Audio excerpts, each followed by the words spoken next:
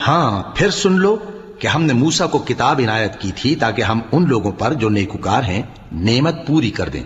اور اس میں ہر چیز کا بیان ہے اور ہدایت ہے اور رحمت ہے، تاکہ ان کی امت کے لوگ اپنے پروردگار کے روبرو حاضر ہونے کا یقین کریں۔ اور اے کفر کرنے والو، یہ کتاب بھی ہم ہی نے اتاری ہے برکت والی، تو اس کی پیروی کرو اور اللہ سے ڈرو تاکہ تم پر مہربانی کی جائے۔ اور اس لیے اتاری ہے کہ تم یوں نہ کہو کہ ہم سے پہلے 2 ہی گروہوں پر کتابیں اتری ہیں اور ہم ان کے پڑھنے سے بے خبر تھے، یا یہ نہ کہو کہ اگر ہم پر بھی کتاب نازل ہوتی تو ہم ان لوگوں کی نسبت کہیں سیدھے رستے پر ہوتے۔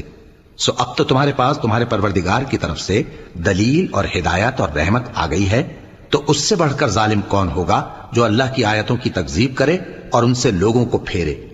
جو لوگ ہماری آیتوں سے پھیرتے ہیں، اس پھیرنے کے سبب ہم ان کو برے عذاب کی سزا دیں گے۔ یہ اس کے سوا اور کس بات کے منتظر ہیں کہ ان کے پاس